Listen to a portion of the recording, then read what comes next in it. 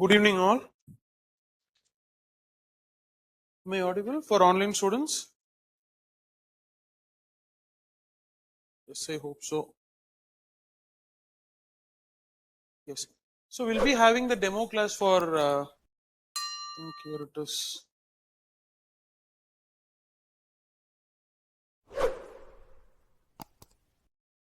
So we'll be having the demo class for political science and international relations. Okay. So in this session, we'll be discussing about what is political science. So what is the subject all about? So what is the positives of political science as an option? Okay. So and how to cover the syllabus? Okay. How it overlaps with other GS subjects. So everything we'll be covering here in a detailed manner. If you have any doubts in between, you can ask me. Okay. Clear? So we'll start with this. So political science plays a very vital role nowadays in cracking the civil services examination. You can see the results every year. So a lot of students who take political science clear this exam. Okay, the main reason is actually like it has a lot of overlapping with the general studies paper. Okay, and apart from that, the subject is also very interesting and dynamic subject. So it never bores you, according to me. Why? Because it deals with something which is actually happening in the society, something what we actually see in day-to-day life. Okay, and also we will be very much fascinated to know about how this structure, the state structure, has got established, right? So state as a structure is there, there is a country is there, a government is there, so people are ruled by this government. Okay, the government has certain powers, how all these system has got established. So all these things will be really fascinating to study about. Okay, this is what we are going to discuss in this demo class. Okay, so apart from this, I just wanted to introduce myself for the benefit of others who are in online also. Myself, Premanand. I am the faculty for political science and international relations in Shankar Academy, Bangalore. So I have been in the teaching field for around 8 years. I have taught in various centers of Shankar Academy, so in and around India. Okay. So this is my brief introduction. I have also been a part of Tamil Nadu Textbook Corporation's political science revision team for syllabus revision and also book edition, etc. So I have contributed a lot from the academics point of view for the political science department. Okay, so this is a brief introduction about myself. I've also mentored many students who cleared this exam. Okay, in various years with respect to political science and also with respect to general studies. Okay, so coming to the optional, first thing you want to know, there are two types of optionals broadly in UPSC exam. So one is actually science background, another is humanities background. Yeah. So science background, if you take, means mostly people who have studied that in their college, or people who have done masters in it, or people who have very much interest in it. Mostly they'll take it. So which is actually only 10 to 15% of the students take the same degree what they have studied in their college as the optional subject. Okay, so mostly 85 to 90% of the students who appear in civil services exam, they'll be taking one of the humanities subjects as their optionals. Okay, so that is what is the trend from age old times onwards. Okay, so political science comes under this part, which is humanities. Okay, but there is a very big debate inside the subject whether it is humanities or science. Okay, because it has the name like political science. Okay, that is also a part of the syllabus of political science. One chapter is there whether political science is science or humanities. Okay, that is different, but it falls under humanities only. Okay, so generally in humanities anyone can take the optional. It is there is no like restriction like one particular background students only should take or other students cannot take, nothing like that. Only important thing here you should have is the interest in the subject. You should have the interest to study the subject.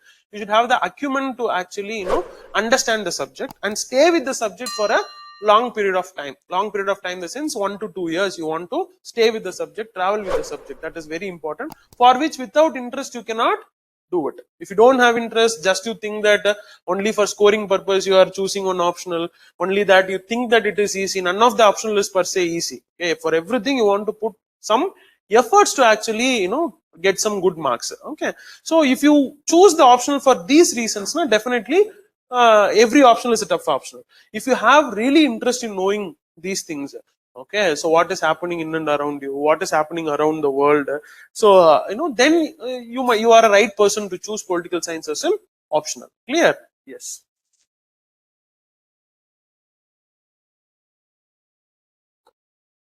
So, what is political science? First of all, see, political science study about state. Why it is not written? So, political science is study of state. Yeah, we have already studied in like our GS subjects. State is all about actually boundary, people, government for ruling. Okay, so simply in GS, what we have studied is that we have studied about the Indian Constitution, India as a state. So what is India? What comprises India? Okay, what are all the various rules and regulations are framed for governing the government of India? What rights the people have? What duties the people have? What the government will be doing? This is what we studied in what means Indian polity. In general studies, everyone has to study it. Okay, but here we will study state in depth. So how the state has evolved? How state has evolved? Okay, so for example, you go to an hypothetical situation where there is no state at all. Okay, definitely there was a situation. No, there is no government, there is no state. People were wandering here and there.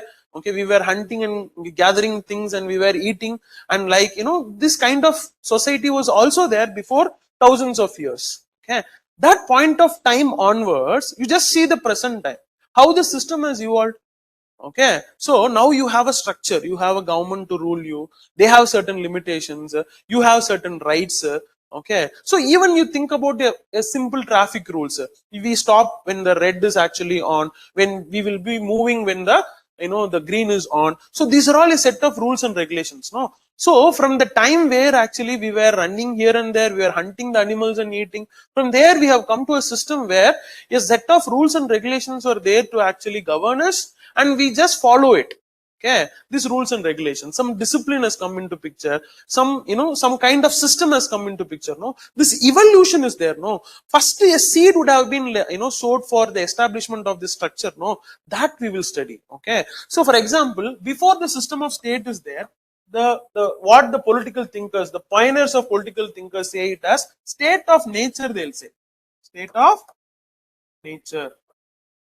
What is the state of nature? Means where there will be no laws, regulations, rules, nothing will be there. So people will be behaving like animals. So whatever, survival of the fittest, we will say. So everyone will be doing whatever they want. Understanding? No. From there we have come to the system where some rules and regulations is there. This evolutionary process is there. No. From there we will start. What is state? How the state has evolved? Who are all the people who have contributed for this actually creation of this system? So this in-depth manner we will study. Yeah. Okay, so what we studied in polity is the second part of your syllabus. People who don't have syllabus, you can get it from the classroom coordinators. Okay, so in first paper there are two papers are there, paper 1 and paper 2. In paper 1 part A, mostly the core concept of political science will study, and paper 1 part B will be studying up Indian constitution, what we have studied already in what, in our polity general studies. Okay, so for this who and all who have contributed for this evolutionary process, no, they are called as actually thinkers. They are called as thinkers or political scientists, we'll say. Okay, it starts from Plato, Aristotle, Machiavelli, Thomas Hobbes, John Locke, James Mill, Karl Marx, Gramsci, Anna Handwritten. Like this, various people are there. There are many people are there. In our syllabus only we have some 9-10 thinkers we have. That's it. Okay, so then how they have contributed, and after the creation of the state is there. Okay, now we have created the concept called state. We have created a system called state. Okay, now we need to say what and all the state should have. No, the state should deliver justice, state should deliver equality, state should have power. Are you able to understand? No? So that is what is all discussed in the first part of your syllabus, that is paper 1 part A. Okay, so what we have studied in general studies is nothing but a practical version of what you study in political science. So political science discusses about raw things. Okay, so you tell about something which is raw, which is theoretical in nature, whether it will be interesting or not, means definitely it will be interesting. So for example, I'll tell you. So everyone would have heard about what you call it as Plato, right?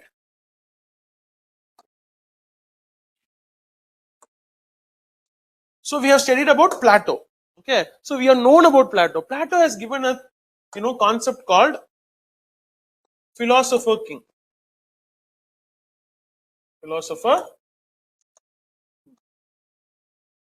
So what Plato says is that only the learned philosophers, okay, learned people should become the king, for which he creates a system called actually a system of education for 50 years, from first year to 50 years, who is passing in all the levels of exam and coming out successfully. He'll be the philosopher king, a learned person. He'll not have any family, nothing. He'll be the ruler, he says. Okay, and he says that why he wanted to create this kind of system means, he says that a person who has family, who has commitments, will be always corrupt only.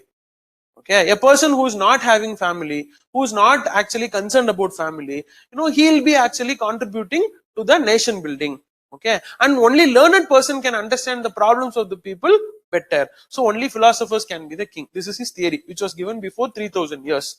Okay, even today it is relevant. No, you see lot of corruptions for relevant partially, not completely. Okay, relevant partially. Why? Because even today you see that actually people who have bigger families do a lot of corruption. Okay, you see people who have like, no, I'm not generalizing, but you can see. Okay, you can see generally you see the politicians who have bigger family, mostly they'll be highly corrupt. Okay, so I don't have anything, why should I be corrupt? I'll be just like that, I'll live and go, something like that. Some people may also think, but the problem here is that whether the learned person will always be corruption free, no. Whether the single person will be always corruption free, no. Okay, can a person live without family? Okay, and first of all, can we produce a king?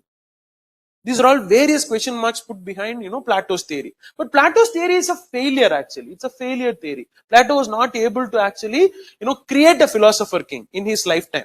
Okay. And it is an utopian concept. It can never be created. But the theory given by Plato, okay, the purpose of creation of philosopher king even today exists. We have never created a society throughout the world which is corruption free.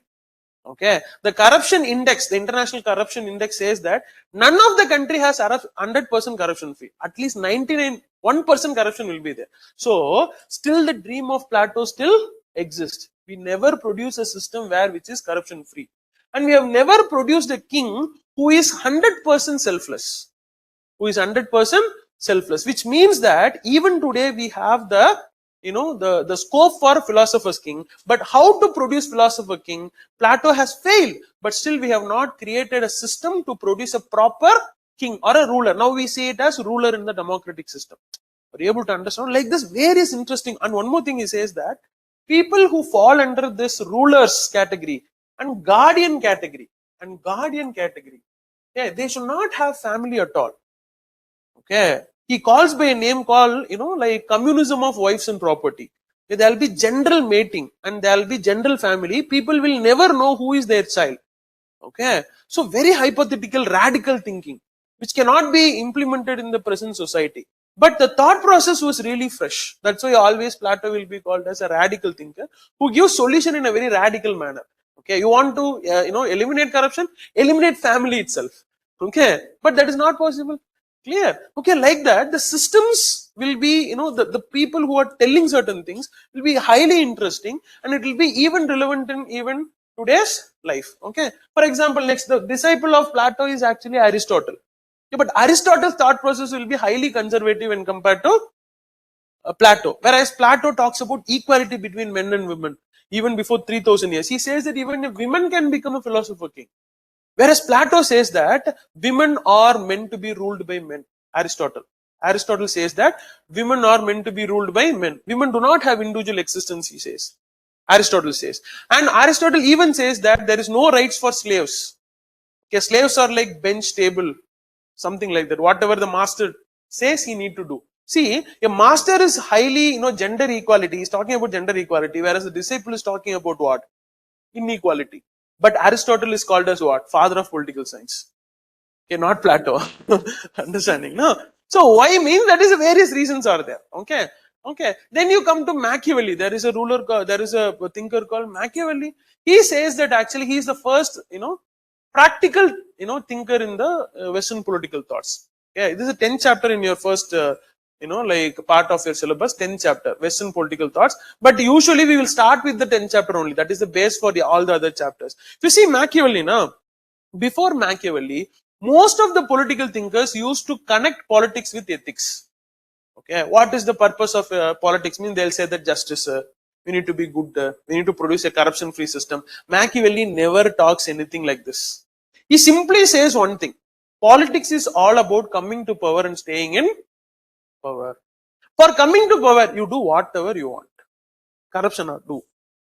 Okay, you want to kill someone, kill. You want to be bad to someone, bad to be someone. You want to act in front of someone, act.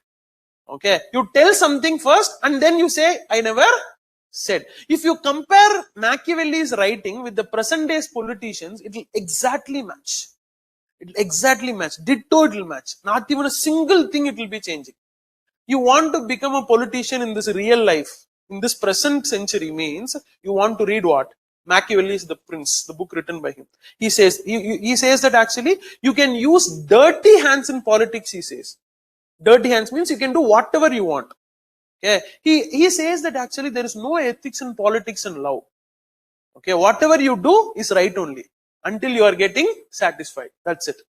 Okay. So see now, from Plato, who talks about eliminating corruption, eliminating everything, creating a society where everyone will be happy, philosophers should not have family, Machiavelli is telling do everything, whatever you want. But you want to stay in power, you want to come to power. Totally opposite people. Okay. And after Machiavelli only, the proper system of state creation is coming at the time of this Thomas Hobbes. They only give the concept of social contract theory, they'll say. Social contract theory. Social contract theory. What is the social contract theory? The modern day democracy is nothing but social contract theory. Yeah. What is the modern day democracy? If you see, no, every 5 years we will be electing our representatives and they will be forming the government and government will be ruling us for 5 years. After the 5th year, okay, if you like the rule, you will vote again for the same party. Okay, if you don't like the rule what they have given for the last 5 years, you will vote for another party.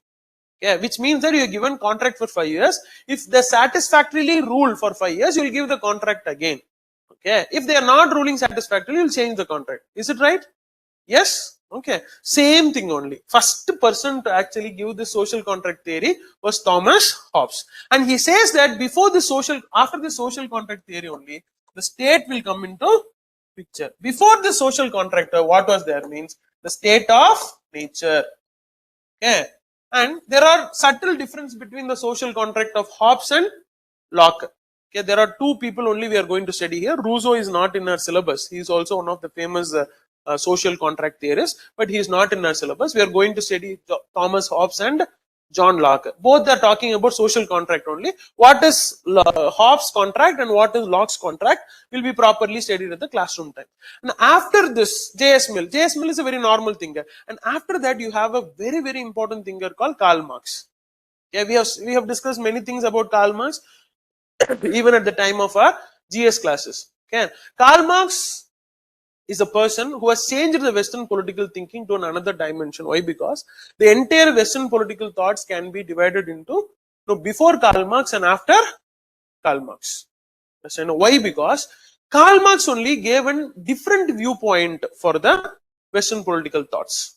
Why? Because that point of time, okay, there was industrial revolution, capitalism, and new ideologies coming into picture. Okay, and because of this, workers were getting exploited. Okay, and how to escape from this exploitation, how to create a system where equality will be established, how to create a system where everyone will have everything equally. These kind of questions started coming into the minds of Karl Marx by seeing the deprivations of the people around him. Okay, so especially the worker class people. He talks about revolution, armed revolution. The worker class should attack the capitalist state and capture the power and establish the dictatorship of the workers. The proper term is dictatorship of the proletariat. Proletariat means workers. Okay, and this dictatorship only now modern day we call it as socialist form of government. Mostly in socialist government there will be dictatorship only. Russia, China. Okay, there will be no democracy. Why? Because Karl Marx says that there should be dictatorship. There should be only minimum freedom. There should not be normal freedom. What we have in democracy and all will not be there.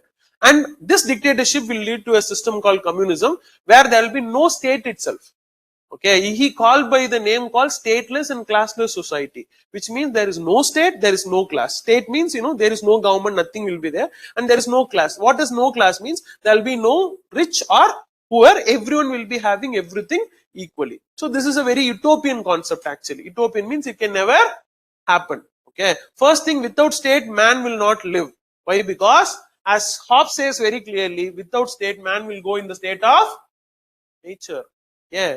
So why Aristotle was called as father of political science? I asked a question in the beginning. You people were laughing because he was telling men and women are not equal, free men and slaves are not equal, but still he was called as the father of political science. Yes, no, because he only said that man is a political animal.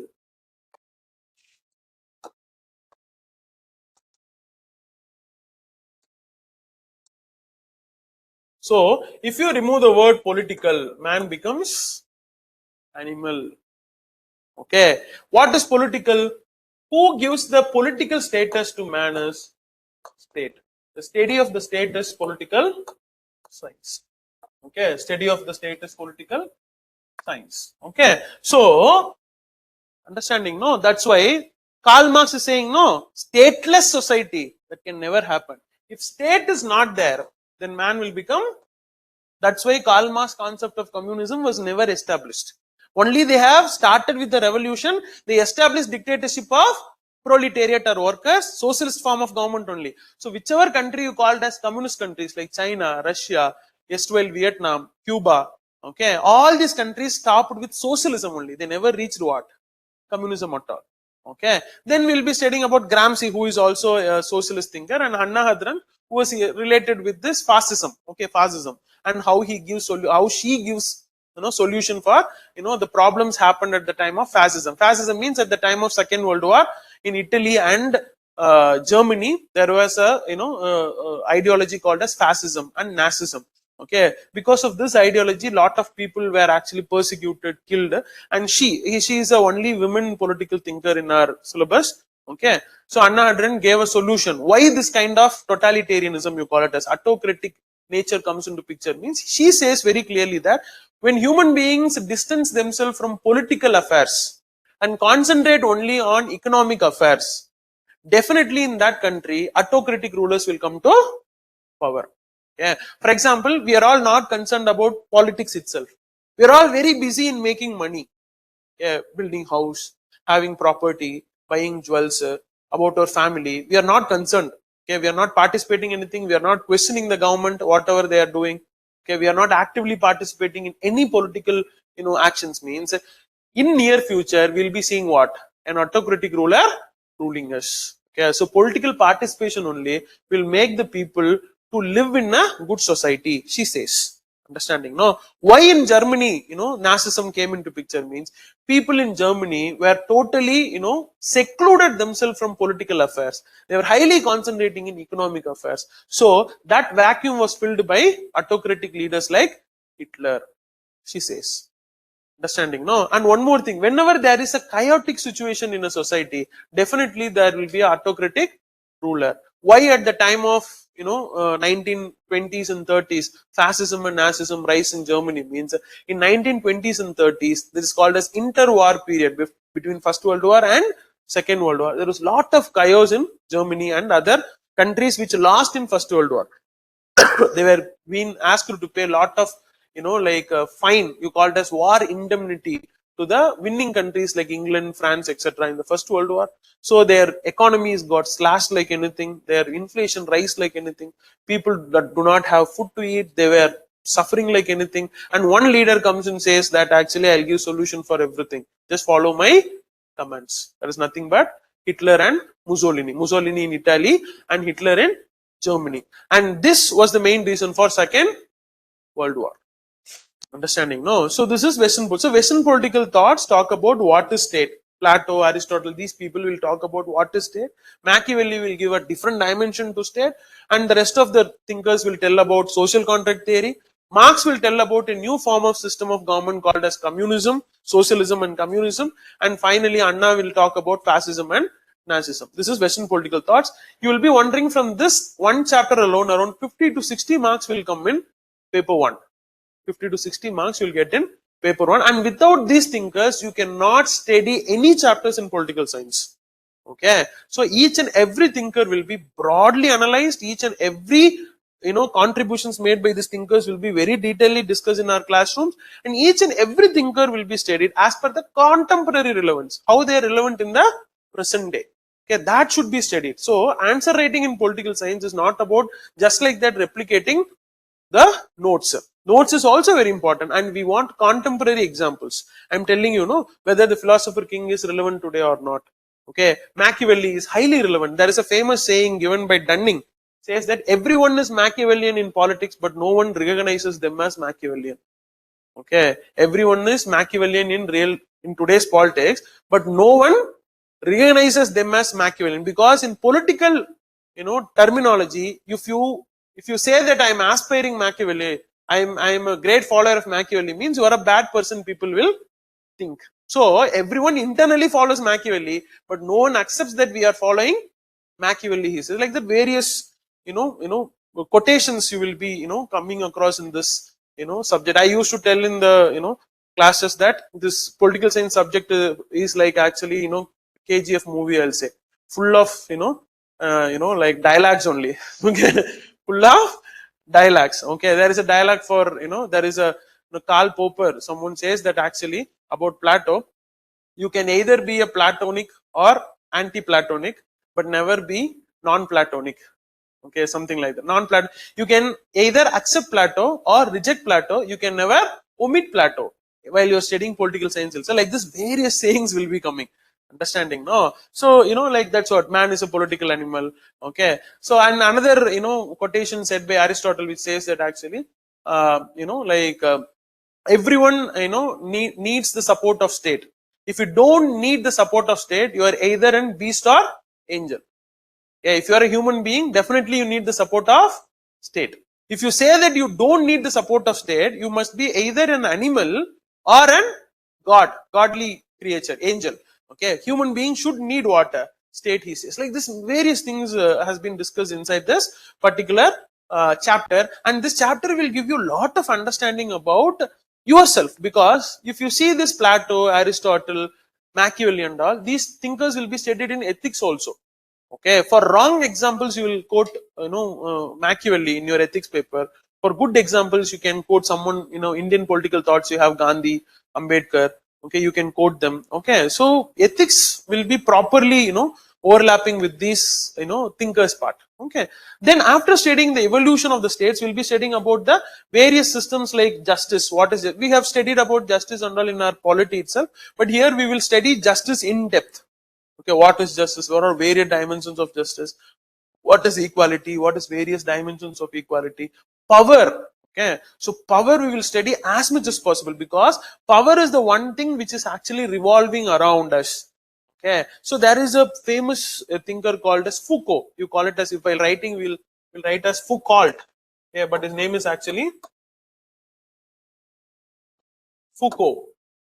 Okay, Foucault says this: power is everywhere. He says power is everywhere. Okay, like air, it is everywhere. Okay, and who creates power, who manufactures powers, means it is discourses. Discourses means conversations. If you keep on saying actually he is powerful, and the world will accept that he is powerful. Yeah, understanding, no? So if you keep on saying that he is not powerful, the people will believe that he is not a powerful person. So which creates power means this conversations only create powers. Okay, who is powerful, where is power? So these things are very fascinating things. Okay, how, for example, the superpower of the world is actually, if you ask a question, who is the superpower of the world, you will say that USA. Okay, for the last 100 years, USA created a discourse that superpower means it is US. Then and there, US will be keep on proving by involving in a war. Okay, for example, last 5 years, US is not involved in any war, means you will have a confusion whether US is a superpower or not. 6th year, it will involve in one war and show that it is a superpower. Understanding, no? So, like that, you want to keep on talking about something in order to prove that I am powerful. Understanding, no? And there is a famous saying in political science: the biggest defense is being offensive. The biggest defense is being offensive. It is given by the famous realist thinker called Mershimier. So, which is the biggest difference according to you, Mershimier? Means he'll say what? Being offensive. Okay. How you can be very safe? Eliminate your opponent. Okay. Highly realistic concept. These are all. Realism means what? So, being very practical in international relations. Okay. You want to be very safe. What is the only solution? Eliminate Pakistan. Eliminate China. It is not possible and all different. But this is how you need to think in international relations, they used to say. Okay, this is in the second paper of our, syllabus. So in this first part, the Western political thoughts are the first chapter we'll be covering in our syllabus. Then slowly we'll cover all the other chapters like theory of state, justice, equality, rights, democracy, concept of power, political ideologies. If you take this political ideologies, no, you have liberalism, socialism, 8th chapter, liberalism, socialism, Marxism, fascism, Gandhiism, feminism. Okay, liberalism means it is talking about liberty. There are various dimensions of liberty, positive liberty, negative liberty, what we are studying in our preamble chapter in our polity. No, but here we will be studying very in-depth manner, understanding. No, then there is a concept called socialism. Okay, socialism means it talks about equality, egalitarian society. Marxism, okay, it's nothing but ideologies of Marx. See, Marxism, in Western political thoughts, you have a name called Marx. In Marx, what you will be studying means Marxism only will be studying. Again, in ideologies, Marxism is there. Again, in second chapter, theories of state, Marxist theories of state, everything are same only. Syllabus will look very lengthy, but again and again repetition will be there. For example, now you are taking the syllabus. In 10th chapter, in paper 1 part A, Marx is there. Okay. In 8th chapter, you have Marxism. Both are same. In second chapter, you have Marxist. That is also same. Okay. Turn it. In paper 2 part A, you just come. In the 5th chapter, approaches to study international relations, Marxist one is there. Again same. Okay, understanding? No. So like this, again and again overlapping will be there. Once you study Karl Marx, Marxist ideology, Marxist theory of state, Marxist view of international relations, everything will be covered into it. Okay. So the syllabus looks very broad because it is a very detailed syllabus. Each and every word we'll be discussing in our classes. Okay. Is there any doubt still? No?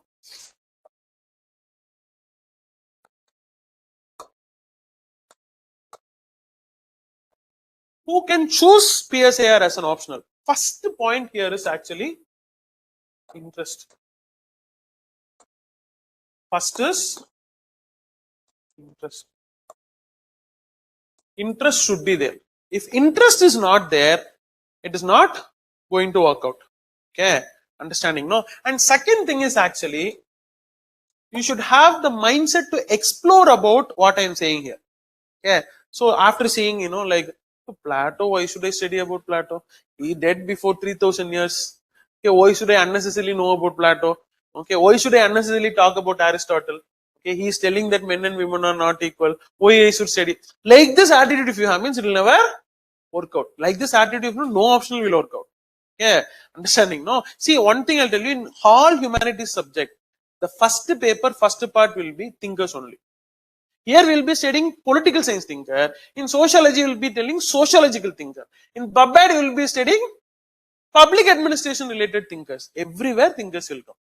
Without thinkers, there is no humanities subject. And comparatively, political thinkers will be little interesting. Why? Because it is highly practical. Yeah. With compared to other thinkers. Every subject has this parts actually. If you don't want to if you want to avoid this type of thinkers or something like that, you want to go to technical subjects only.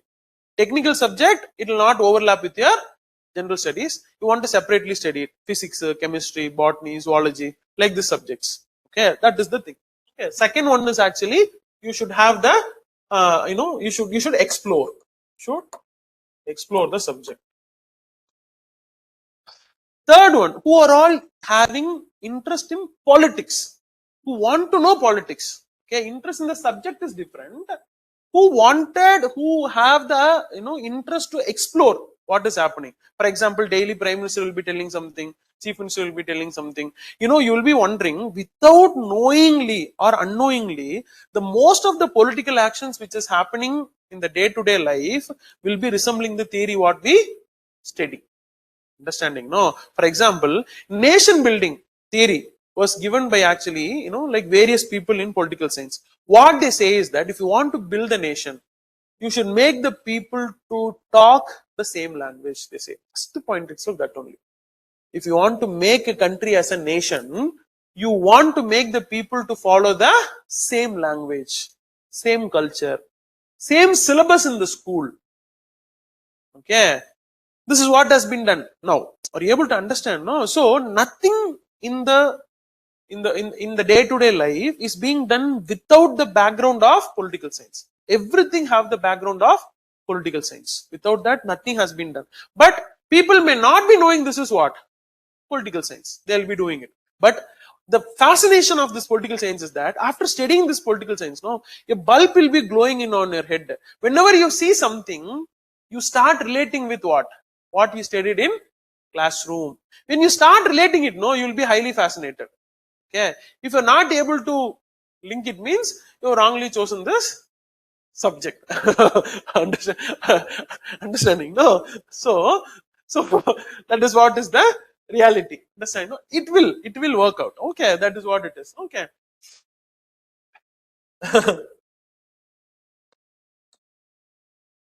Interesting. Politics. Yeah. So next thing is that who wanted to actually, smartly prepare for the UPSC exam by overlapping. Okay. So I don't have say interest and all, nothing, sir. I want to clear this exam. For that also, this exam is this optional is clearing the exam. What is clearing the exam? Okay, more than around 60 to 70% of the syllabus directly, indirectly will overlap with your general studies. For example, I'll tell you, we have 45 classes in general studies into 2.5 hours, plus or minus 2 classes. Okay, into 2.5 hours, how much it will be? Okay, 45, 45, 20, 2.5. Okay, wow. 107 hours, almost 110 hours, almost 110 hours. 110 hours you are studying, Indian polity. No, that will exactly overlap with your second part of your paper 1, section B. Okay, from 3rd chapter to 8th chapter, from 3rd chapter to 7th chapter, fully is polity only. Okay, and modern Indian history you are studying. No, that is 1st and 2nd chapter. Satyagraha, militant movement, revolutionary movement, all these things. And at last, you have, 9th chapter, no, that is nothing but core politics. This is one of the most interesting. Okay, caste in, politics, religion in politics, ethnicity in politics. There is a famous saying which is said, okay, Indian people do not cast their vote, but they vote for their caste. Okay, Indian people do not cast their vote, but they vote for their caste. Okay, wherever Indians are there, caste will be there. Wherever caste is there, Indians are there. This all will be studied in that chapter. Understanding? No, clear. Okay, so there are actually some writers who say that caste is very good for democracy in India. Yogendra Yadav says. See, he says that. See the viewpoint. See here, na. Yogendra Yadav in his book says that caste in India has helped the Indians to get democratized. He says. How no? If you compare India with other countries which got independence after Second World War, you call it as third world countries. Understanding? No. In these countries, you see, means most of the countries have failed states. Starting from African countries, East Asian countries, you have failed state. Failed state means even, you can take Bangladesh, Pakistan, Sri Lanka. Failed state means military coups will come. States will not properly function. Again and again, the rulers will flee away from the country. Okay, rulers will be killed. You cannot see such incidents in India. Okay, in Bangladesh and all, if you win an election, you can live in the country. If you lose the election, either you should go out of the country or you will be what? Killed. This is what is the rule in what? Bangladesh. Even in Pakistan, it was like that. Benazir Bhutto, all these people were actually assassinated in Pakistan also. You cannot see political assassinations in India. See, Rajiv Gandhi was killed, Indira Gandhi, that are all various reasons. Not because they have lost the election and all, they were killed. Okay, in India, you have a stability, no? And people believe that the system will give justice, no? That is because of caste he is telling. Who is telling? Yogendra Yadav is telling. Because the problems of the people, at least caste has allowed the people to form an organization democratically, he says. Caste based political parties are coming, no? They are at least organizing the people and making them in a political, they are representing them in a political landscape rather than in a violence. If, for example, caste is not there, means how will you organize these people? 150 crore people are there. How will you organize these people? He is raising a question. So it's another viewpoint, no? So we have never seen caste as a positive thing. Always, actually, caste is negative only.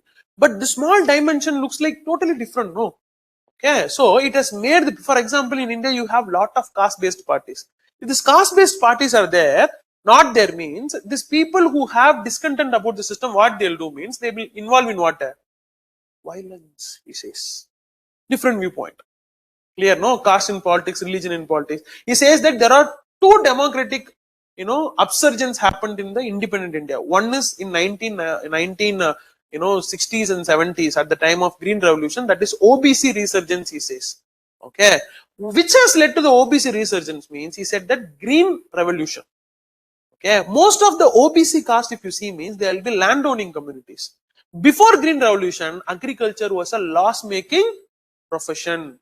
Okay, understanding, no? In Green Revolution in 1970s and 80s, because of introduction of this high yield variety seeds, and yield in the, farms have increased like anything. Okay, Punjab people will be rightly knowing, Punjab, Haryana, Western UP people, you can see landlords having lot of money. Okay, Haryana people, they'll be having a very kurta, they'll be wearing, and they'll be putting a towel in their, neck, and they'll come in BMW car. Understanding, no? You go to Punjab and Haryana and see how many BMW cars you can see, how many, like Benz car you can see. Farmers will be having because of the effect of what? Green Revolution. And this Green Revolution, you get more money, and this excess money you will implement, you will invest in where? Politics. Okay. Before Green Revolution, mostly if you see, means the political power was with general community. After Green Revolution, it has come to OBCs, he says. Second upsurgence is actually Dalit upsurgence that happened after Mayavati came to power in UP. Okay, understanding, no? Dalit consolidation, Bahujans you call them. Okay, Dalit consolidation. What is Dalit consolidation? Means slowly consolidating each and every nook and corners of India, Dalit parties in the name of actually Bahujans. Bahujans. Bahujans means not only Dalits, even minorities will come into it. Understanding, no? Organizing, because only by getting Dalit vote and all, you cannot come to power in biggest state like UP. Dalit population is only 18%. With 18% also, split will be there for various parties. How can you come to power? So organization, Bahujan movement. Okay, Kanshiram started it, and later it was carried forward by Mayavati. And in each and every nook and corners, if you go into Maharashtra, you have Dalit Panthers movement. Dalit Panthers movement. Okay, like this various movements. We'll be studying all these hardcore politics. None of the subjects will discuss about these things. Okay, we'll be studying about caste, real caste names. Which caste, how they came to power. Okay, which religion, how. So how Babar Masjid has become the linchpin of the Indian politics. Babar Masjid demolition, how it has created a wave in India, saffron wave, saffronization we will study. Understanding, no? Saffronization we will study.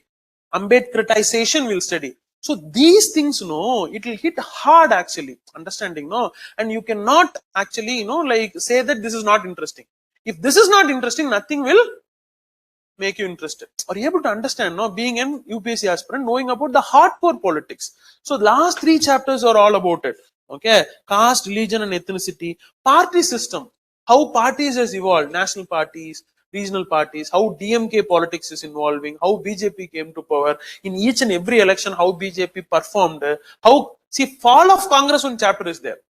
Fall of Congress. Yeah, what is the reason for fall of Congress? Why in a country like India, majority of the people are, farmers and workers, communists did not came to power. Highly surprising. Now communists, no one is voting for communists. Okay, only in Kerala they are voting. West Bengal already, they have been, thrown out of power. They are not in power. And a country where majority of the people are working class, but communists who are not getting voted. What is the reason? Okay, because communists were highly elitist in nature in India compared to China or Russia. Why? How? Okay. So these are all various questions it will be there. Okay. And the last thing is actually social movements. Here we'll be talking about LGBTQ movements, women rights movements, environmentalist movements, etc. So, and this last three chapters, no, it will cover society of India. Okay, in your GS paper. Okay, this entire part, around 125 marks, will be completely overlapping with your general studies. In the first part, this last two chapters will be overlapping with your GS4, and these chapters like justice, equality, rights, democracy, and all, in a very shallow manner you would have studied in general studies. We'll have an in-depth understanding here. Okay, then we'll come to the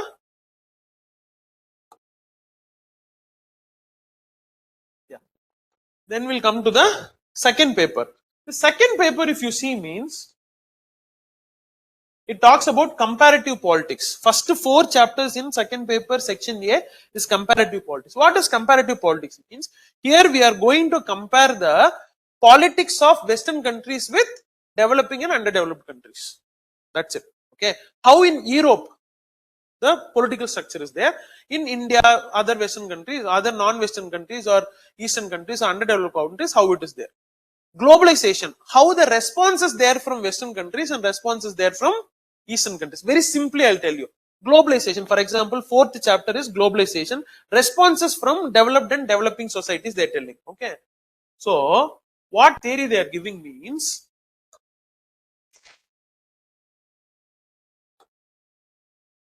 core, periphery. This core is actually developed Western countries. Periphery is underdeveloped and developing countries. Okay, they say that this globalization has indirectly made the periphery countries to depend on core countries. These core countries are the erstwhile colonial countries, okay, like England, USA alone joined into it. Yeah, understanding? No. So this exploitation before independence in 1940s, before 1940s, it was happening directly. After independence, in the name of liberalization, globalization, it is happening indirectly. Okay, go and study about. I have said already. I don't know whether I have said in other batches or not. Go and study about the story of Shell in Nigeria, story of Shell Petroleum in Nigeria. Understanding? No, you will know about how this core is exploiting the periphery, how they are responding. One group will say that actually, like people like like thinkers like Jagadish Bhagwati, they used to say that globalization has given improvement, development, employment. Yes. So Bangalore before 1990 and Bangalore after 1990, you can imagine how it is. Bangalore was called as a sleepy city. Everyone will be sleeping only because weather will be that good. And it is actually considered as a settlement destination for retired government employees.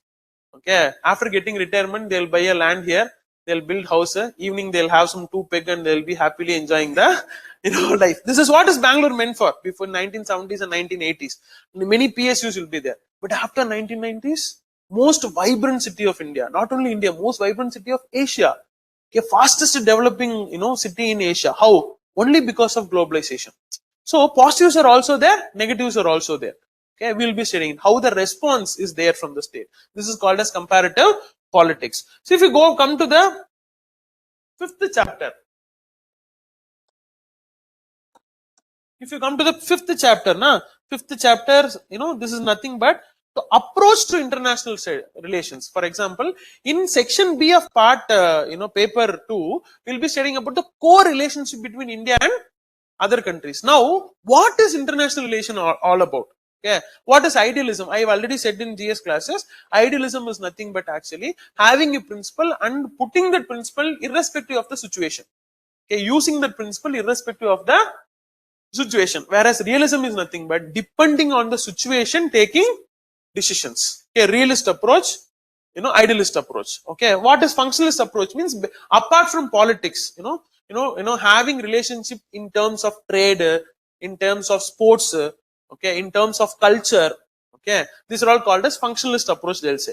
Okay, so like this, various things are there. And then see the sixth chapter, very, very interesting chapter. It talks about national interest, security, power, balance of power, deterrence, etc. What does deterrence means?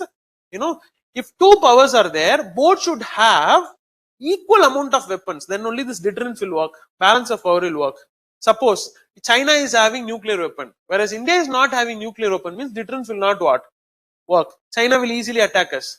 Why China is not attacking us? Because we are also having nuclear weapon. Yeah. So this is called as balance of power. Balance of power will lead to deterrence. Deterrence will lead to peace.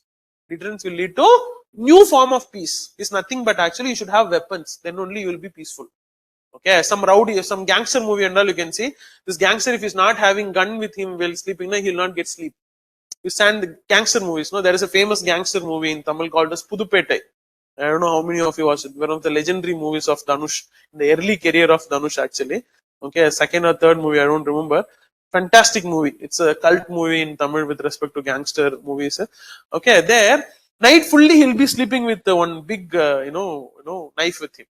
He cannot sleep without knife. Why? Because if weapon is not there, what? Someone will come and kill him. Okay, this weapon is giving him what? A sense of confidence. Like that, weapons in the modern day will keep the country in peace. If you don't have weapon, you will not have peace. Why India is continuously buying aircrafts, missiles, like why India is actually, showcasing. For example, this deterrence will work when you should tell to the enemy that I'm having this. That's why in Independence Day and Republic Day, we will be parading all our weapons. Be able to understand, huh? That's why then and there you will check the weapons. Why North Korea suddenly checking the nuclear weapon? Because you should know that still my nuclear weapon is working.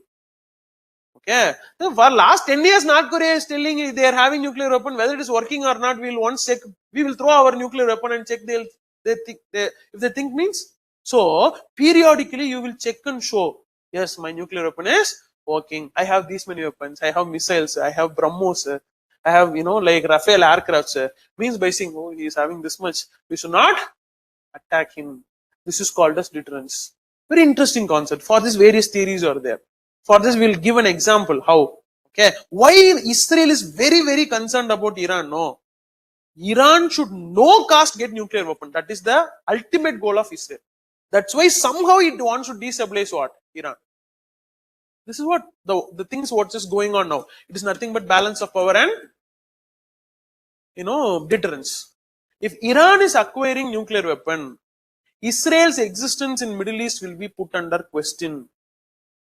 Okay, that's how proactively Israel is again and again attacking Iran, somehow to destabilize Iran.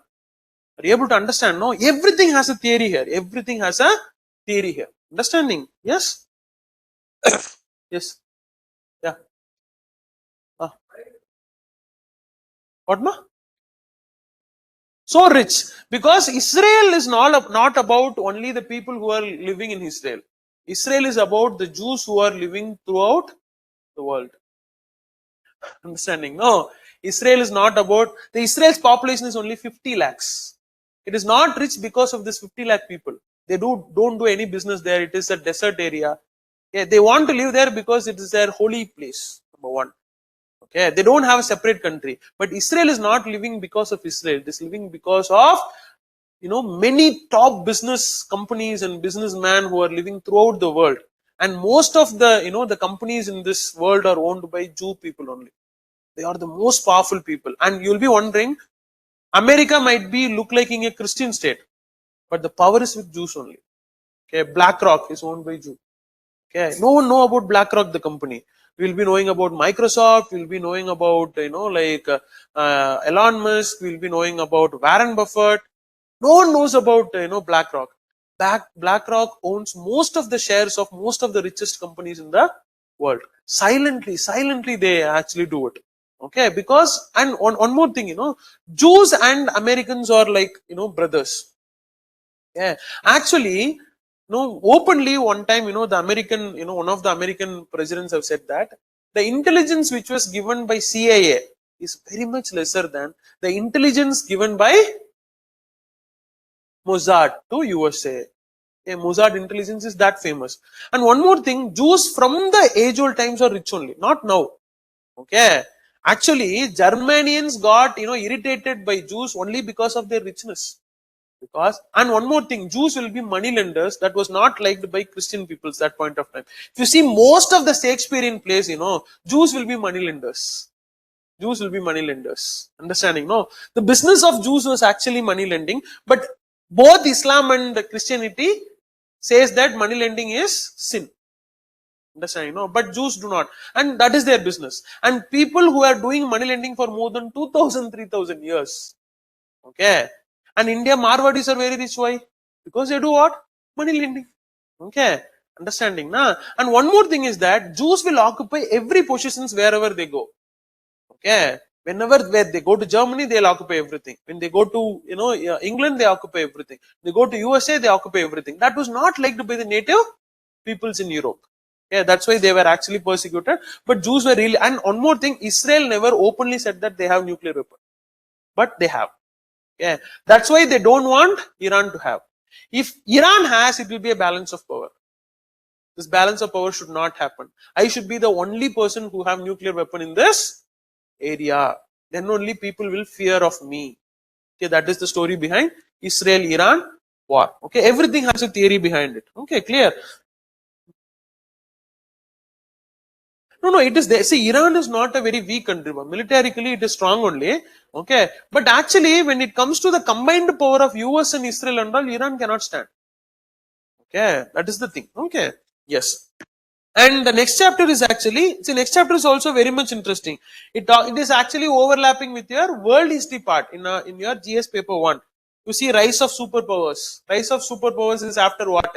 Second World War, USA and USSR, bipolarity, Cold War, non-alignment movement, okay, collapse of Soviet Union, unipolarity. See now the entire history, American hegemony, relevance of non-alignment. Now we will also study about the rise of China here. Okay, understanding? No. So, see, when non-alignment, see, why non-alignment as a movement was created by India, everyone knows, because the entire world was divided into two blocks, Soviet bloc and American bloc, US bloc. American bloc was capitalist bloc, Soviet bloc was communist or socialist bloc. Okay, India was little bit lenient towards, like Soviet bloc, but still it, it wanted to be non-aligned.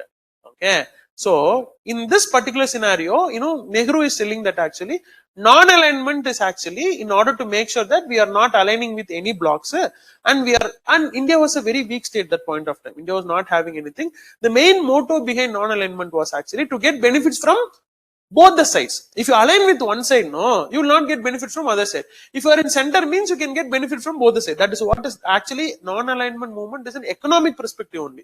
It is not having any military perspective. At that point of time, okay, one of the Secretary of State in USA, I think Henry Kissinger, he says that India should remember that there is no free lunch in international politics. Okay, India should remember that there is no free lunch in international politics. You cannot stand in middle and say that I'll get this much from here and that much from here. And another side, Stalin was saying, Joseph Stalin was saying, who are all not with us or against us. Who are all not with us. See the statements. The statement itself gives you a lot of meaning. Who are all not with us or against us. Understanding? No. So that's what I'm saying. When writing the answer itself, you will get a lot of quotations. These quotations can be right away used in your essay papers. Okay, in essay papers here and there you can quote it.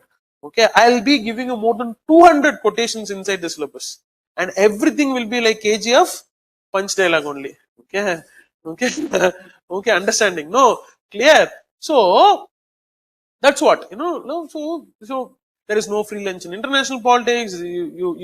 Whomever is not with us, you are against us, something like that. Okay, so these things are actually still relevant. Why? Because now till the last 5 years, 10 years, it was actually American hegemony, unipolar world. We'll say 1991 to till date. Now it is about to become multipolar or bipolar. Multipolar or bipolar? Now world is going to be multipolar or bipolar? Come on, tell me. Sure? No, bipolar. What is the present changes happening in the international politics? China is getting power. China and US are getting closer. How many of you know it? How many of you are studying the editorials properly? Before some few days, Ambassador Tirumurthy has written one article in Hindu center page. China and see, before 1 month, if you ask me, I will not give this perspective. But now now the present Trump's regime is not concerned about rise of China. Okay, they wanted to silence Russia and its allies. Okay, actually Russia is not a threat to actually US itself. Okay, Russia is not a threat to US, but actually Trump is playing egoistic realism. They're saying, what is egoistic realism means? Trump was not able to stop this Ukraine-Russia war. This is touching his ego like anything, because Trump believes that he can stop everything in this world. Okay, okay. Even if someone sneezes, no. If Trump says don't sneeze, means sneezing will stop. Something like that Trump is believing. But after so many, dialogues, meeting with, Zelensky and everything, this Ukraine-Russia war alone was not what coming to it. This is hurting Trump like anything. How can it happen? I'm saying it should be stopped, but it is not happening. How can it happen? So he is changing every equations actually. Okay, India, which was seen as a close ally of US, is now becoming a distant ally of US. Okay, they are putting too much of sanctions on India because India is buying oil from Russia. Okay, and they are not putting sanctions on the people who are having very good trade with China. China is the potential enemy of US. China's rise is very phenomenal. So, to this understanding, we can come to a conclusion that US has made his mind to accept a bipolar world where US and China will be the two poles and eliminate all other powers like Russia, India, Brazil out of it, and which will be beneficial to US. Either, and US is very clear that hereafter it is not going to be a unipolar world. Okay, instead of making world into a multipolar world, we'll stop with what? Bipolar. Yeah, this is another dimension. Are you able to understand it? In multipolar nation, US power will be totally, it will be lost. At least in bipolar world, there will be two poles deciding everything. So it is said that actually there are some projects are going to be implemented in East Asia between US and China. There are talks going on, they're saying. US and China. Now what will be the stand of India? What will be the stand of Russia? Russia is also a close ally of China. India was considered to be the close ally of USA before some 1 month, 1.5 months. Everything is changing. Last batch when I was teaching, totally different. Now the equations are changing. Who knows, after Trump is completing his 4 years tenure, new president may again change everything and go to the back. Yeah, very interesting too. There are a lot of things. Okay, understanding, no? So these are all the things. Okay. Then 8th chapter, it discusses about various global organizations like WTO, globalization, etc. And you have United Nations, its organizations, and all these chapters, 8, 9, and 10 chapter, it will be covered in your international organizations in your GS and international relations in your GS. Okay, and the last thing is actually contemporary global concerns. In this chapter, you will get some 40-50 marks in GS paper. Sorry, political science paper 2. Democracy, human rights, environment, gender justice, terrorism, nuclear proliferation. Here we will be studying about how terrorism as an institution is evolving. Okay, how war is becoming so unpredictable, because before some 30-40 years, war means it will happen between two countries only. Now, who is attacking itself, we cannot see, because proxy wars have come to picture. State funded terrorism, like what Pakistan was doing, various dimensions. Democracies keep on evolving. There is a threat to democracy. Okay, the fascist powers are coming to power. Fascism means, autocratic rulers are coming to power. Human rights, there is a huge threat there. These concepts we will be studying in a very dynamic way.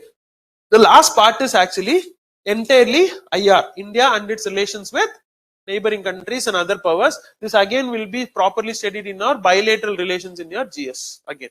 Okay, so if you see this entire paper, I don't think except some 3-4 chapters, most of the chapters will again and again come in your GS. Okay, the syllabus may look vast. Why? Because it's a detailed syllabus. Okay, each and every word has been properly, given in your syllabus, and nothing will come beyond it.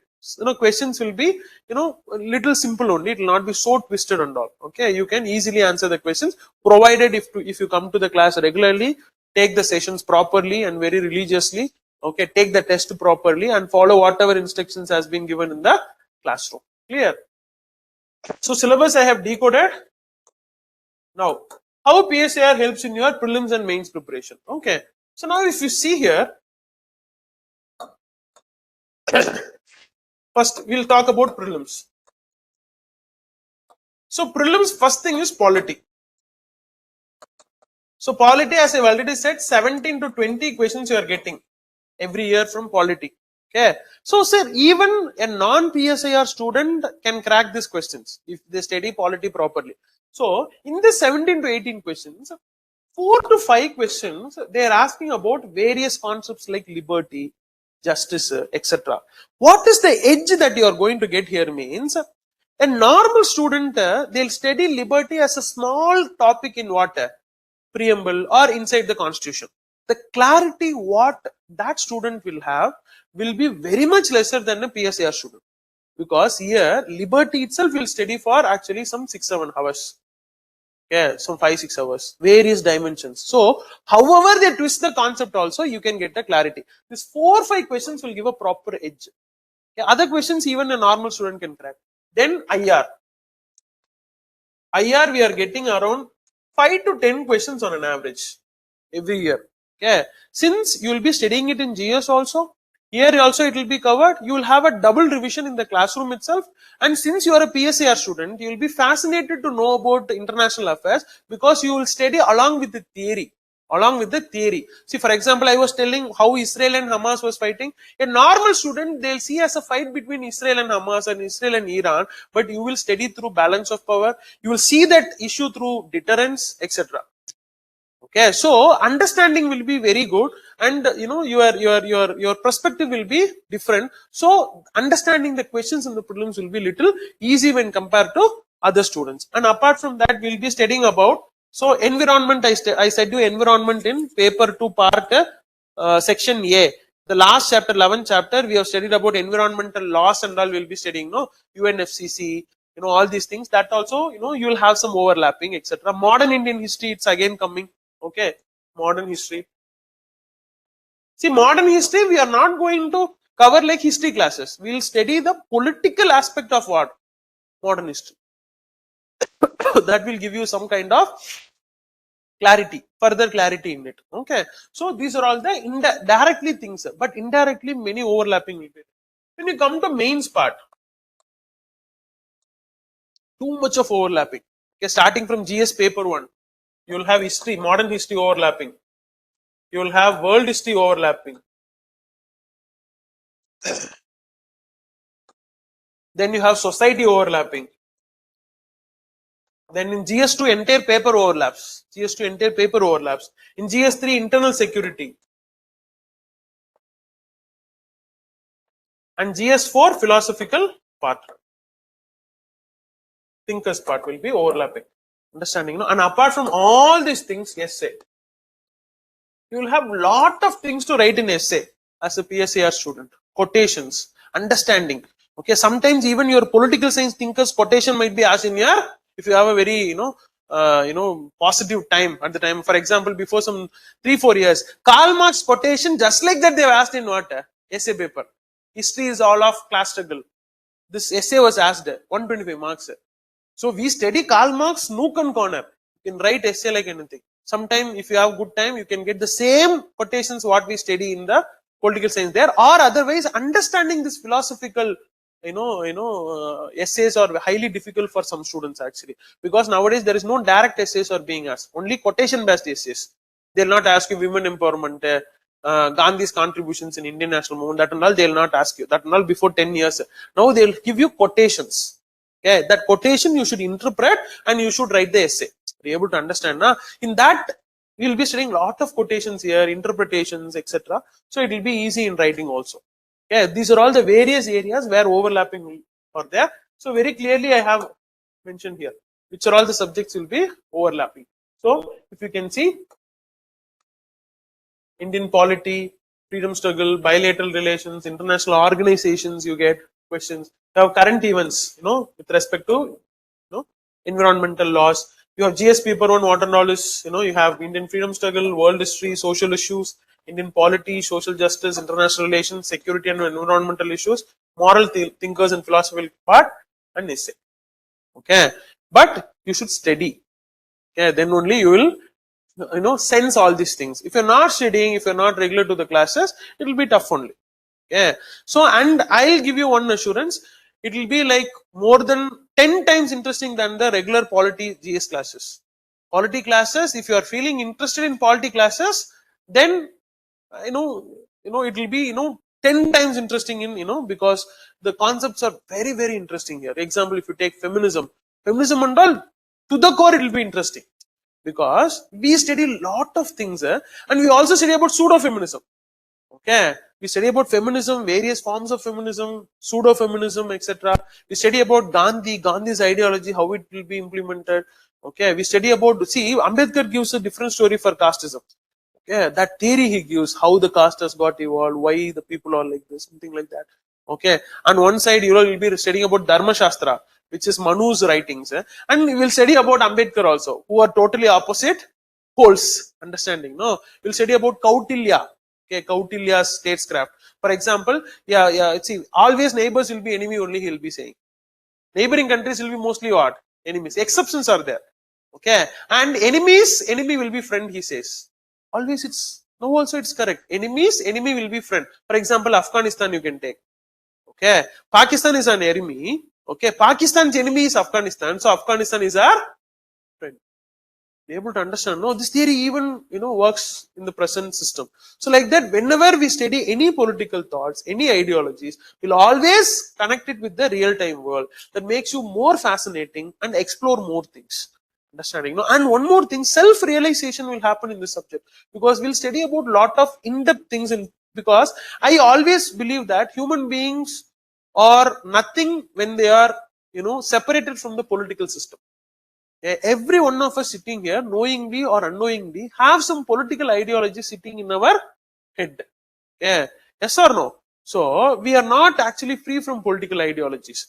Okay. Even for example, you take a conservative family, father and mother. We see mostly mothers will follow whatever the father says in the last generation or something like that. This generation is totally different. Okay. Okay. This generation, you cannot expect, the relationship to be like that. If you take our father's generation, mother's generation, mostly, mothers will follow whatever the father says. But, one day, might be you would have seen in your family or in your relative's family or in your friend's family, and this mother will shout like anything. Okay, in a peak moment. There's nothing but actually feminism. Okay, without knowing that it is feminism, an uneducated mother or partially educated, not knowing about political thinkers, nothing, she is actually having the ideology of feminism, which is not, in a peak moment it will come. Yeah, understanding, no? So, like without knowing, like what we are doing, there are some ideologies which are sitting behind us and, guiding us in each and every actions. Okay, for example, when all the teenagers would have, especially boys would have gone through this. When you are a teenager with respect to your father, I know what I'm doing. Okay, leave me alone. Okay, don't interfere. So some conversations will come between father and son, the teenagers. When the son wanted to see the world in a different angle and father was very concerned about the son should not go in a very wrong path. Okay, always this conversation comes. These are all nothing but rights actually. Okay, when we start realizing what is right, without knowing that it is a right, it comes through your mouth. The first person to encounter the right of a son is actually the father. Okay, so then only society encounters the right of an individual. Okay, first person to see the right of the son, without knowing that it is a right of the son, the right will be, the son will be, trying to establish it. Without knowing that this is right, the father will actually try to restrict it. Okay, so, and like patriarchy, you will very clearly you will see a patriarchy. Okay, even though the present, even I used to tell this, some things I cannot accept when my wife says, even after getting educated, might be the patriarchy's percentage might be very minimal in me when compared to my father or grandfather, but still patriarchy exists even into my head. Okay, when I cannot accept my wife shouting unnecessarily to me, I'll get tensed. Okay, and after that I realized what this is what is called patriarchy. It never goes, in a single generation and all. But my father, my mother will never shout. Okay, now my wife can shout at me. Okay, my grandmother will not sit in front of my father. It is changing, but it will not change in overnight. Okay, very good example. My wife calls by my name. Okay, my mother, when needed, uses my father's name. When someone asks, okay, something like my grandmother is around 87 years old now. Not even a single time has said my, grandfather's name. Patriarchy is getting diluted. Okay, who knows? In my son's generation, it might be little more different. Okay, understanding? No. Okay, okay. Whenever I take my wife to my native, while going in the car itself, I'll tell, please don't call me by name when I go to. My mother never accepts it. Okay, yes or no? My mother, like just sees me. Okay, like this. I cannot, because this very normal. I am not concerned about it. The name is to be, to be called only. Name is not kept for being in silent, right? So you can call, that is not an issue. But generation changes. I can see in my family itself. My grandmother is still alive, my native. My mother's mother, I'm telling, my father's mother passed away. Okay, and I see my, mother, my grandmother, and my wife. See the transformation. Okay, so, and but still in my head also a certain level of patriarchy is there, which means that men have patriarchy. And that's what, like in feminism, men is not patriarchal. Being men itself is what? Patriarchy only. Okay, there is another saying which is said, actually, women are not born but made. Women are not born but made. Okay, very, very powerful. Very, very powerful. Yes or no? Women are not born. Well, getting birth, both are babies only. Okay, but women are made how to walk, how to sit, how to talk, how to see, how to communicate. Okay, okay, how to behave, how to dress. Okay, okay. For each and every actions of women, there are certain understanding in the society. Okay, there's a very famous movie called Pinka. What is it? What is it, ma? Amitabh Bachchan's movie. It was remade Pink only, no. So they'll be giving, that boys will be telling too much of things, like this women said like this woman talked like this, she was drinking. That doesn't mean that you can understand anything from it. Okay, because you have a definition for each and every actions of women. Who gave this definition? Women did not give it, but men gave this definition. If a woman sees, if a woman walks, if the women uses certain words, you give a different definition for it. That is why they say that women are not born, they are made. Yeah, very beautiful. Okay, and one more thing, there is sex and gender are totally different, they're saying, actually. Okay, sex is a biological entity. While getting birth, a man will be, a boy baby will be there because of a sexual identity. A girl baby is because of the sexual identity. But gender is totally different from sex, they're telling. Gendered society, they'll tell. A male should do this certain, role. For example, a male is there. If actually, if he's not wearing a pant and shirt, and if he's wearing a chudidar, he'll not be called as what? Men. Biologically, he might be a man. Okay. But his dressing habits define his gender. Are you able to understand? Na? For example, a woman is having a tomboy cut. How a man sees the woman, she'll be not seen like a girl. Gender is different, sex is different. See, this nuances, this internal things what we see in the society can be explored like anything in this subject. That makes very interesting and very fascinating to know, to have a better understanding about life. Okay, life is all about political system. So without politics, there is no life. Yeah, without politics, there is no human being. As Aristotle has rightly said, man is a political animal. Okay, so this is what is all about. Political science is an optional. These are all the the reference book, but this is only for references. Why your only source of study for an exam is my notes. Okay, each and every part I'll give you notes. Each and every part I'll give you notes. Everything I'll dictate. Even when you study only the notes and go, you can score very good marks in the exam. Okay, these are all for your extra understanding. You can read little further to enrich your knowledge. Okay, notes is more than sufficient to crack the exam. Nothing is required. Okay, because notes I'll give you very proper notes. Okay, and which is needed for the exam, that alone you can study. Don't want to explore more things, that exploration. And definitely I'll tell you, most of the people who take political science and optional, even after clearing the exam, they'll be exploring political science. That never stops. That never stops. In the course of the classes, I'll be keep on giving you some references, some books names. Whenever you have free time, you will not have free time until the classes are over. Okay, after the classes, okay, you may refer those books for acquiring extra knowledge. Clear? Yes. So this is all about the demo class today. If you have any doubts, you can ask me. What more changing world in? Uh, uh, uh, mm, uh, uh, uh,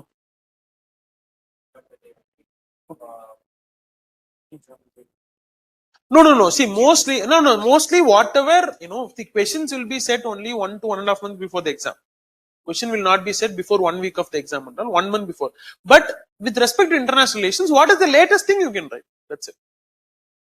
And one more thing, now current updates, and there is a myth that actually you need to be keep on updating for PSIR, nothing like that. You don't want to do anything extra than your GS. Whatever you're doing for GS right now, no, that itself is sufficient. So daily you're reading newspaper, you just follow it. Daily you are reading the international part of Hindu paper, that is sufficient. You don't want to refer even a single magazine extra for PSIR paper. That all is myth which was said at the time when I was preparing. Refer frontline, refer this, that, nothing is required. Okay, so here answer writing is all about that topic. They are asking something about India-US relations. I'll give you some notes. That notes is the base. Yeah, whatever has been done latest, I'll tell you. Next year, some few changes will happen. That alone you should have. That is only for the last part of the syllabus. For the rest, see, first part is entirely static. No updation. Plato will come and do some changes now. Nothing. Okay. Entirely static. Second part is entirely polity. 99% static. Okay. And paper 2 part A is entirely static. Only dynamic part is paper 2 part B. That is also general reading of newspaper. Whatever you do now, that alone you do. Don't want to do any extra things, because everything will discuss in class. Everything will discuss in the class. When you attend the class and involve in the discussion itself, you will have the content to write exam. Okay, understand? No, that all you don't want to worry. I'll make you to actually learn. You just come to class. Okay, that also, if you are compromising, that also I cannot do anything. Come and sit in the class. I'll make you to study. That all you don't want to worry. Okay. So see, if the subject is like tough, every year you go and take the list of people who are clearing. Maximum number of people will be clearing to this subject. For the last 5-6 years, this is the trend. Okay, understanding? No. So because it works, okay. And if you lose some 5-10 marks in optional also, because of this paper, you will get some 5-10 marks extra in polity part or in ethics part or in GS paper. So somehow it will push you up. Yeah, we have never seen some guy who is coming and telling that because of political science only I lost. No one will tell.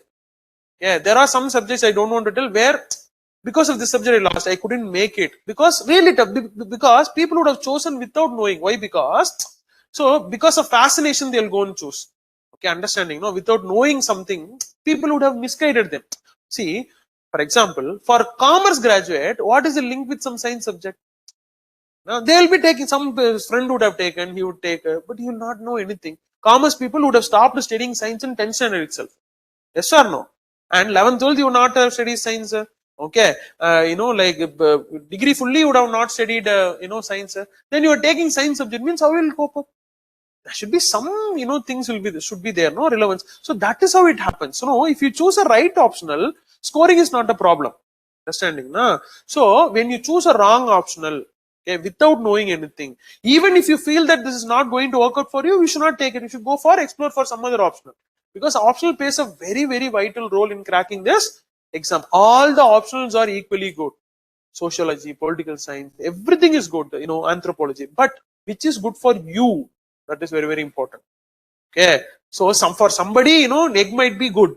For somebody who is already having too much of protein in his body and fat in his body, egg is bad only. Understanding? No, what kind of person you are, that is very, very important. When I was, coming to UPSC preparation, well, coming itself, I have decided political science is going to be my option. Yeah, because I never explored any option. Because From childhood days, I was fascinated in knowing about politics. I want to explore politics. Okay, I'll be sitting with my father and I'll be talking local politics and all. Okay, so because I was interested, so from childhood days I was interested in this subject. I'll be even at the time of 10th standard, 11th standard, I'll be following the election trends and all. Okay, I still remember when I was in 10th standard, this first time UPA government came to power actually. That election in Tamil Nadu, all the 40 39 plus 1 Puducherry, okay, 39 plus 1, all the 40 seats were actually won by DMK alliance. Okay, the major why DMK won means Jayalalitha would have arrested Karunanidhi and she has manhandled a very old person, and Karunanidhi left silently itself, he would have not won this many seats. But Jayalalitha would have actually gone in the midnight to, she would have sent the police midnight to the to his residence, and the police would, he was at that time itself he was 75 80 years old actually, so he would have been manhandled. Sympathy waves spread like anything, and all the 40 constituencies ADMK lost like anything. So that time only I understood that sympathy works very, that time I was studying 10th or 11th standard, I guess. Okay, that time only I came to know that actually what, 9th or 10th I think so. Okay, I came to know that sympathy works, more than policies in politics. Okay, then when I came and studied about actually Machiavelli says to the prince, he advises the prince that you should always project that you are a very, very strong person. At the same time, you care for, you should sympathize people, then only people will believe that you are a good king, he says. So I'm relating, Karunanidhi's arrest and how Karunanidhi was actually seen in a very sympathetic manner by the people of Tamil Nadu. And Machiavelli before some 1000 years said that actually you should always make sure that you are seen as a very, very humble person. Okay, in some situations, in order to get the confidence of the people. The same prince, sometimes he should be very, very hard. Okay, he says in another says that it is better to be hard than soft to the people in certain situations. In sometimes you should project that you are a very, very very, very loving person to the people. So these kind of things are relevance, how it is working and how is it getting related. So that fascinated me. No one asked me to take political science. It came to me on my own that political science will work for me. That's it. Okay. So apart from all these things, in examination perspective, whether it is the subject which is going to give you good marks, whether it will make you to actually clear this exam or not, you need to think about all these things before choosing. We plan to start the class on September 25th. You have a lot of time, explore more. Okay. By that time, most of your polity will be over. Okay. September 25th we are starting. So we're starting in September 25th, October, November, December, January end will be completing the syllabus. Okay, January end will be completing the syllabus. 4 months to 4.5 months it will take. Okay, to complete the syllabus. Okay. The evening time, 5:30 to 8 will be the class timing. Okay, you will be having classes on Monday, Tuesday, Thursday, Friday, if possible Saturday. This is optional only, depend on how fast we go. Okay, so what is the plan is that whatever has been taught Monday and Tuesday, that should be revised on Wednesday by you. Okay, so from the time we are starting the syllabus, political science syllabus, this 5:30 to 8 is for PSIR. You should dedicate this time for PSIR. That's it. Every day, all the 7 days. So Monday, Tuesday you come to class, Wednesday you revise it. Thursday, Friday you come to class, 5:30 to 8 you, Saturday and Sunday you revise it. You don't want to give any extra time. Understanding? No, just come and listen the class, revise the notes when the classes are not there. Okay, all the parts will be properly covered in test also periodically, each and every part. Okay, so this is what is the plan. Okay, so mostly before some 3 to 3.5 months before your prelims exam, we'll cover the syllabus. We'll make sure that you write at least in each and every syllabus you write one test before the syllabus is getting completed, so that you'll have the confidence. And one thing I'll tell you, when you clear the prelims, many of my students are writing mains this time, so they are very comfortable in PSIR. Yeah, so they'll score some good marks in PSIR. We have lot of belief in, because the content, if you have clarity, whatever question is being asked, you will be able to answer it. If you have problem in content only, it is problem. Okay, and one more thing, in PSIR the most important thing is remembering the names. If you remember the names, content will automatically come. Okay, for Plato, one guy would have actually criticized Plato, one guy would have actually said the good things about Plato. These two people you need to remember. Okay, Machiavelli, Tunning is saying something like everyone will be Machiavellian in politics, but no one will accept themselves as Machiavellian. If you remember Dunning, you will remember what Dunning said. So that I'll tell you how to remember. Okay, each and every thinker has certain names. Okay, how to remember it easily, we will be teaching it. Okay, this is all about political science. This is the demo. So in between, after this September batch is starting, one more demo will be given. Okay, if you wish, you can attend that demo also. If you have already decided, don't want to waste your time, straight away we will meet in the class. From Monday onwards, registration will start. Whenever you wish, before 25th of September, you can register. Okay, it's up to you. Okay. Yes. Any other doubts? No? Okay. Thank you. Thank you all.